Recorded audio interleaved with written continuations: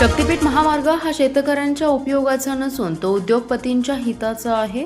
यातून राज्यकर्त्यांना 55,000 कोटी रुपयांचा मलिदा मिळणार असल्याचा आरोप करत रक्ताचा शेवटचा थेंब असेपर्यंत शक्तीपीठ महामार्गाला विरोध करणार असल्याचा एल्गार शेतकरी संघटनेचे नेते माजी खासदार राजू शेट्टी यांनी विट्यातील शक्तीपीठ एल्गार विरोध मेळाव्यात केलाय. विट्यात शक्तीपीठ महामार्ग विरोधी संघर्ष समितीच्या वतीने आयोजित केलेल्या शेतकरी मेळाव्यात ते बोलत होते. यावेळी advocate Babasaheb Mulik, Ranjit Bagal, advocate Subhash Patil, advocate Deepak Lad, Girish Phonde, advocate Shrirang Lale, Kadegaon panchayat समितीचे उपसभापती डॉक्टर विजय महाडिक, माहुलीचे संग्राम देशमुख, गजानन सुतार, महेश कुपाडे यांची प्रमुख उपस्थिती होती. यावेळी राजू शेट्टी म्हणाले, ज्यांच्या मिशीला खरकट लागलंय ते शक्तीपीठ महामार्गाला विरोध करतायत. मेळाव्याला शेतकऱ्यांना येऊ देत नाहीत. शक्तीपीठ महामार्गामुळे मोठ्या प्रमाणावर बागायती जमीन बाधित होणार असून शेतकऱ्यांना विस्थापित होण्याची वेळ येईल. त्यामुळे हा महामार्ग रद्द करावा. कोणत्याच दृष्टीने हा महामार्ग शेतकऱ्यांच्या हिताचा नाही. केवळ उद्योगपतींच्या फायद्यासाठी होत असलेल्या या महामार्गाला आमचा विरोध असून शक्तीपीठाच्या नावाखाली शेतजमिनी संपादित करण्याचा प्रयत्न आम्ही सहन करणार नाही. शक्तीपीठ महामार्गाला राज्यात अनेक पर्यायी महामार्ग, राष्ट्रीय महामार्ग उपलब्ध आहेत. त्यामुळे गरज नसलेला आणि मोठा खर्चिक असलेला शक्तीपीठ महामार्ग शासनाने त्वरित रद्द करावा. या महामार्गाच्या दोन्ही बाजूला इंडस्ट्रीयल कॉरिडॉर करण्याचा सरकारचा प्लॅन असून त्यासाठी उर्वरित शेतकऱ्यांची जमीन अधिग्रहित केली जाऊ शकते. शेतकऱ्यांची जमीन अधिग्रहित करण्याबाबतच्या कायद्याची अधिसूचना केंद्र सरकारने यापूर्वी रद्द केलेली असल्यामुळे जमिनीचा 5 पट मोबदला मिळणार हा केवळ कांगावा आहे. यामध्ये कोणतंही सत्य नसल्याचं त्यांनी यावेळी सांगितलं. जिल्ह्यातील काही भागाला सलग दुसऱ्या दिवशी मान्सूनपूर्व पावसाने झोडपले. कवठेमहांकाळ तालुक्यातील अग्रन धुळगाव परिसरात आज सायंकाळी अचानक हवामानात मोठा बदल झाला. तुफान, वादळी वाऱ्यासह गारपीट आणि मुसळधार पावसाने परिसराला झोडपून काढले. सुमारे अर्धा तास चाललेल्या पावसामुळे रस्त्यावर पाणी साचलं असून जनजीवन काही काळ विस्कळीत झालं. वादळी वाऱ्याच्या जोरामुळे अनेक ठिकाणी झाडांच्या फांद्या तुटून पडल्या तर काही ठिकाणी वीज पुरवठाही खंडित झाल्याची माहिती मिळते. विशेषतः भाजीपाला, फळबागा आणि हंगामी पिकांना फटका बसल्याची प्राथमिक माहिती समोर येते. अचानक आलेल्या या अवकाळी पावसामुळे नागरिकांची धावपळ उडाली. बाजारपेठा, रस्ते आणि सार्वजनिक ठिकाणी काही काळ गोंधळाचं वातावरण निर्माण झालं. हवामान खात्याने नागरिकांना पुढील काही तास सतर्क राहण्याचं आवाहन केलंय. तासगाव पंचायत समितीच्या नूतन इमारतीसाठी माजी खासदार संजय काका पाटील यांनी 14 कोटी 91 लाख रुपयांचा निधी राज्य शासनाकडून मंजूर करून घेतला होता. त्यापैकी पहिल्या टप्प्यामध्ये 5 कोटी एवढा निधी प्राप्त झाला असून इमारतीचे काम प्रगतीपथावर आहे. आता दुसऱ्या टप्प्यात 75 लाख एवढा निधी सध्या प्राप्त झाला असून यामुळे इमारतीचे बांधकाम लवकरात लवकर पूर्ण होण्यास मदत होणार आहे. त्यामुळे इमारतीचे बांधकाम पूर्ण होऊन ही इमारत जनतेच्या सेवेसाठी सज्ज असेल असं मत संजय काका पाटील यांनी व्यक्त केलं. पुढे ते म्हणाले, तासगाव पंचायत समिती ही ग्रामीण भागातील जनतेच्या दृष्टीने विकासाचे मंदिर असून त्यानुसार ही एक सुसज्ज आणि प्रशस्त इमारत असावी. या उद्देशाने याकरिता 14 कोटी 91 लाख रुपयांचा निधी मंजूर करून घेतला होता. गेले 1 वर्षभर या नूतन इमारतीचं काम अगदी उत्कृष्ट पद्धतीने सुरू आहे. त्या कामाचा प्रत्यक्ष पाहणी करून कामाचा वरचेवर आढावा घेतोय. 1 महिन्यापूर्वी उर्वरित निधीसाठी ग्रामीण विकास मंत्री जयकुमार गोरे यांच्याकडे या निधीची मागणी केली होती. त्यापैकी 75 लाखांचा निधी 3 जून 2026 ला प्राप्त झाला. याबद्दल मंत्री महोदय आणि महाराष्ट्र शासनाचे आभार संजय काका पाटील यांनी व्यक्त केलेत आणि ही इमारत लवकरच जनतेच्या सेवेसाठी कशी उपलब्ध होईल यासाठी आम्ही प्रयत्नशील आहोत असं मनोदय व्यक्त केलं. मिरज शहरातील 100 फुटी रस्ता परिसरात आज दुपारी एका मद्यधुंद चालकाने भरधाव वेगाने वाहन चालवून मोठा अपघात घडवून आणलाय. या अपघातात महापालिकेचे कारंजे, रस्त्यावरील विजेचे खांब आणि एक 4-चाकी वाहनाचं मोठं नुकसान झालंय. सुदैवाने अपघाताच्या वेळी रस्त्यावर गर्दी नसल्याने एक मोठी जीवितहानी आणि अनर्थ टळलाय. हा सर्व तक्रार सीसीटीव्ही कॅमेरामध्ये कैद झालाय. मिळालेल्या माहितीनुसार चालक शुभम राजेंद्र गायकवाड, वय 28, राहणार सांगली, हा दारूच्या नशेत पूर्णपणे धुंद होता. तो आपल्या ताब्यातील सुमो वाहन घेऊन ईदगाह रस्त्याने भारतनगर 100 फुटी रोड ते बेथेस्दा या मार्गाने अतिवेगाने जात होता. मद्याच्या नशेत असल्याने चालकाचा वाहनावरील ताबा सुटला आणि भरधाव सुमोने 100 फुटी रोडवरील डिव्हायडरमधील इलेक्ट्रिक पोल, महापालिकेचे कारंजे तसेच रस्त्याकडेला उभ्या असलेल्या एका 4-चाकी वाहनाला जोरदार धडक दिली. धडक इतकी भीषण होती की यामध्ये महापालिकेच्या मालमत्तेचे आणि चारचाकी वाहनाचं मोठं नुकसान झालं. अपघात घडताच आजूबाजूच्या नागरिकांनी तातडीने धाव घेत मद्यधुंद चालक शुभम गायकवाड याला जागेवरच पकडलं. नागरिकांनी त्याला ताब्यात घेऊन तात्काळ पोलिसांच्या हवाली केले. अपघात घडल्यानंतर घटनास्थळी नागरिकांची मोठी गर्दी जमली होती. 100 फुटी रोड हा नेहमीच वर्दळीचा रस्ता म्हणून ओळखला जातो, मात्र सुदैवाने अपघाताच्या वेळी तिथे गर्दी नसल्याने मोठी जीवितहानी टळली आहे.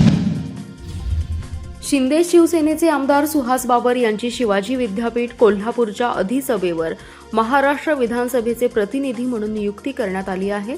जिल्ह्याच्या राजकारणात अल्पावधीतच ठसा उमटवणारे आमदार सुहास बाबर हे उच्च शिक्षित आणि अभ्यासू लोकप्रतिनिधी म्हणून ओळखले जातात. युवक, शिक्षण, रोजगार, विकास आणि पर्यावरण या विषयांवर त्यांनी सातत्याने भूमिका मांडत जिल्ह्यात वेगळी कार्यशैली निर्माण केली आहे. विधानसभेतही विविध प्रश्नांवर त्यांनी प्रभावीपणे मांडणी केली, त्यामुळे त्यांची महाराष्ट्र विधानसभेचे प्रतिनिधी म्हणून निवड झाली आहे. यापूर्वीही विद्यार्थ्यांच्या विविध प्रश्नांसाठी तसेच शैक्षणिक सुविधांच्या वाढीसाठी त्यांनी सातत्याने पाठपुरावा केलाय. ग्रामीण भागातील विद्यार्थ्यांना गुणवत्तापूर्ण शिक्षणाच्या संधी उपलब्ध व्हाव्यात यासाठी त्यांनी वेळोवेळी प्रयत्न केलेत. खानापूर येथे शिवाजी विद्यापीठाचे उपकेंद्र व्हावे यासाठी स्वर्गीय आमदार अनिल बाबर आणि आमदार सुहास बाबर यांनी सातत्याने पाठपुरावा केला होता. त्यांच्या प्रयत्नांना यश मिळत उपकेंद्रास मंजुरी मिळाली. आता शिवाजी विद्यापीठाच्या अधिसभेवर आमदार सुहास बाबर यांची नियुक्ती झाल्याने या उपकेंद्राला गती मिळून ते लवकरात लवकर सुरू होण्यासाठी मदत होईल. आमदार सुहास बाबर यांच्यावर सोपवण्यात आलेल्या या नव्या जबाबदारीमुळे विद्यापीठाच्या विकास प्रक्रियेत तसेच विद्यार्थी हिताच्या विविध विषयांमध्ये त्यांचं योगदान महत्त्वपूर्ण ठरणार आहे. शिवाजी विद्यापीठाच्या अधिसभेवर प्रतिनिधित्व करण्याची संधी मिळणं ही माझ्यासाठी आनंदाची आणि जबाबदारीची बाब आहे. विद्यापीठाशी संलग्न असलेल्या लाखो विद्यार्थ्यांच्या अपेक्षा आणि प्रश्न अधिसभेच्या माध्यमातून प्रभावीपणे मांडण्यासाठी प्रयत्नशील राहील. शिक्षणाचा दर्जा उंचावणे, ग्रामीण भागातील विद्यार्थ्यांना अधिक संधी उपलब्ध करून देणे आणि विद्यापीठाच्या सर्वांगीण विकासासाठी सकारात्मक योगदान देण्याचा माझा प्रयत्न असेल, असं मत सुहास बाबर यांनी व्यक्त केलं. अनुसूचित जातीतील उपवर्गीकरणाच्या प्रश्नावरून राज्यभरात विविध स्तरांवर चर्चा सुरू असताना समाजामध्ये तणाव निर्माण होऊ नये यासाठी सर्व समाज घटकांनी संयम बाळगून सामाजिक सलोखा कायम ठेवावा असे आवाहन शिव फुले शाहू आंबेडकर साठे पक्ष सांगली यांच्या वतीने करण्यात आले. यासाठी लवकरच कोल्हापूर नगरीमध्ये जातीय सलोखा परिषद घेऊन समाजाला वस्तुस्थिती सांगणार असल्याचे पक्षाचे नेते प्राध्यापक गौतमीपुत्र कांबळे आणि प्राध्यापक डॉक्टर मच्छिंद्र सकटे यांनी सांगितले. ते प्रसार माध्यमांशी संवाद साधत होते. अनुसूचित जातीतील उपवर्गीकरणाचा प्रश्न अद्याप निर्णयाधीन असून शासनाने नियुक्त केलेल्या न्यायमूर्ती बदर समितीचा अहवाल तसेच हरकतींची छाननी करण्यासाठी नेमलेल्या राजेश अग्रवाल समितीचा अहवाल महत्त्वाचा ठरणार आहे. या अहवालांचा अभ्यास करून तसेच सर्वोच्च न्यायालयाच्या मार्गदर्शक सूचनांच्या आधारे शासन अंतिम निर्णय घेणार आहे. याबाबत बोलताना प्राध्यापक गौतमीपुत्र कांबळे म्हणाले, उपवर्गीकराबद्दल आकलन भिन्न भिन्न असल्याने एकाचा फायदा आणि दुसऱ्याचा तोटा या भूमिकेमुळे सोशल मीडिया सार्वजनिक जीवनामध्ये मते मांडण्यात येत आहेत. एवढंच नव्हे तर महामानवांचे अवमूल्यन होईल. समाजात तेढ निर्माण करण्याचं सुरू आहे. त्यामुळे आम्ही सांगलीतील चळवळीतील लोक एकत्र येऊन मोहीम सुरू केली आहे. समितीचा अहवाल येऊ दे, शासनाचं म्हणणं येऊ दे, हे होईपर्यंत आम्ही निर्णय घेतलाय की शासन, मीडिया, सोशल मीडिया सार्वजनिक जीवनात महामानवांबद्दल अपशब्द वापरायचे नाहीत. जातीय तेढ निर्माण होईल असे लेख, मेसेज पसरवायचे नाहीत. जातनिहाय जनगणना पूर्ण झाल्यानंतर या प्रश्नाचे अधिक स्पष्ट चित्र समोर येणार असल्याने कोणत्याही अफवा, दिशाभूल करणारी माहिती किंवा भडकाऊ प्रचारावर विश्वास ठेवू नये असंही त्यांनी सांगितलं. समाजातील सर्व घटकांनी जबाबदारीने वर्तन करून बंधुभाव, सामाजिक एकोपा आणि शांतता जपावी तसेच कायदा व सुव्यवस्था अबाधित ठेवून सामाजिक स्वास्थ्य बिघडेल असे कोणतेही कृत्य टाळावे असे आवाहन प्राध्यापक गौतमीपुत्र कांबळे आणि प्राध्यापक डॉक्टर मच्छिंद्र सकटे यांनी केलं. देशाच्या स्वातंत्र्यासाठी बलिदान देणाऱ्या हुतात्म्यांच्या आठवणी विस्मृतीत जात आहेत. अशा काळात संपतरावांनी लोकसहभागातून क्रांतिकारकांच्या स्मृती तरुणांना प्रेरणादायी ठराव्यात या हेतूने क्रांतीवन उभारले. ते आगामी काळात तरुणाईला प्रेरणादायी ठरेल असा विश्वास जिल्हाधिकारी डॉक्टर मैना घोष यांनी व्यक्त केलाय. खानापूर तालुक्यातील बलवडी येथील क्रांती स्मृती वनात जागतिक पर्यावरण दिनानिमित्त पर्यावरण स्नेही अजित तथा पापा पाटील यांच्या स्मरणार्थ ऑक्सिजन पार्कच्या निर्मिती प्रारंभी ते बोलत होते. यावेळी उपविभागीय अधिकारी डॉक्टर विक्रमसिंग बांदल, तहसीलदार योगेश्वर टोंपे, गटविकास अधिकारी डॉक्टर संताजी पाटील, डॉक्टर रवींद्र होरा, संपतराव पवार, सुरेखा पाटील यांची प्रमुख उपस्थिती होती. यावेळी बोलताना जिल्हाधिकारी डॉक्टर मैना घोष म्हणाले, सध्या तरुणाई सोशल मीडियाच्या चक्रव्यूहात अडकली आहे. त्यांना योग्य मार्ग दाखवण्यासाठी देशप्रेमाशी जोडून घ्यावं लागेल. त्यासाठी क्रांतिवन सारखे प्रकल्प लोकसहभागातून गावोगावी उभारणं आवश्यक आहे. संपतराव पवार म्हणाले, पापा पाटील यांनी पर्यावरण संवर्धनासाठी जिल्ह्यात पायाभूत काम केले. त्यांच्या कार्याची जाणीव ठेवून ऑक्सिजन पार्क उभारण्याचा मानस आहे. स्वागत आभाळमाया फाउंडेशनचे प्रमोद चौगुले यांनी केलं. यावेळी जाधवनगरचे सरपंच मानसिंग जाधव, माजी जिल्हा परिषद सदस्या छाया पाटील, ॲडव्होकेट विनोद गोसावी, रघुनाथ पवार, प्रताप जाधव, लीलाताई देशपांडे, प्रदीप सुतार, संजय निकम, देवकुमार दुपटे, विलास होवाळ, हिम्मत मलमे, ग्रामविकास अधिकारी योगेश नाईक, कृषी सहाय्यक प्रताप पाटील यांच्यासह ग्रामस्थ उपस्थित होते. आभार प्राध्यापक अनिल पाटील यांनी मानले. कोकण विधान परिषद निवडणुकीच्या पार्श्वभूमीवर माजी आमदार बाळा माने यांच्या विरोधात उद्धव ठाकरे शिवसेनेच्या वतीने शनिवारी सांगलीतील बाळासाहेब ठाकरे चौक येथे निषेध आंदोलन करण्यात आले. पक्षप्रमुख उद्धव ठाकरे यांचा विश्वासघात केल्याचा आरोप करत माने यांच्या प्रतिमेला जोडो मारो आंदोलन शिवसैनिकांनी केले. तसेच जोरदार घोषणाबाजी केली आहे. माने यांनी पक्षाकडून एबी फॉर्म घेऊन कोकण विधान परिषद निवडणुकीसाठी उमेदवारी अर्ज दाखल केला होता. मात्र पक्ष नेतृत्वाला कोणतीही पूर्वकल्पना न देता त्यांनी ऐनवेळी उमेदवारी अर्ज मागे घेतला. त्यामुळे पक्ष कार्यकर्त्यांमध्ये तीव्र नाराजी निर्माण झाली असून ही कृती पक्षाशी गद्दारी असल्याचा आरोप करण्यात आला आहे. यावेळी शिवसैनिकांनी माने यांचा फोटो कुत्र्याच्या गळ्यात बांधून तसेच त्यांच्या पोस्टरला जोडे मारून निषेध व्यक्त केलाय. यावेळी जिल्हाप्रमुख विशालसिंह राजपूत यांनी बाळा माने यांच्या भूमिकेवर टीका करत पक्षाशी विश्वासघात झाल्याचा आरोप केला. तसेच बाळा माने सांगली जिल्ह्यात आल्यास त्यांना काळे फासण्याचा इशारा त्यांनी दिलाय. या आंदोलनात उपजिल्हाप्रमुख महादेव मगदूम, महिला आघाडी जिल्हा संघटिका सुजाता इंगळे, शकीरा जमादार, साजिद पठाण, सुरेश भोसले, बाळासाहेब हत्तेकर, असलम बाढवाले, दिनेश शेलार, प्रताप विचारे, कुबेरसिंह राजपूत, चंद्रकांत जाधव, चंद्रकांत भरकल, उमेश आयरेकर यांच्यासह शिवसैनिक मोठ्या संख्येने सहभागी झाले. राष्ट्रवादीचे नेते जयंत पाटील यांनी हिंदुस्थानातल्या न्यायालयाकडून न्याय मिळेलच ही अपेक्षा धरण्यात काही अर्थ नाही असं वक्तव्य केलं. त्यावर विधान परिषदेचे आमदार सदाभाऊ खोत यांनी जोरदार पलटवार केलाय. 50 वर्ष सत्तेत राहून न्यायालयाचा कसा वापर केला याचा इतिहास मोठा असल्याचा आरोप आमदार सदाभाऊ खोत यांनी केलाय.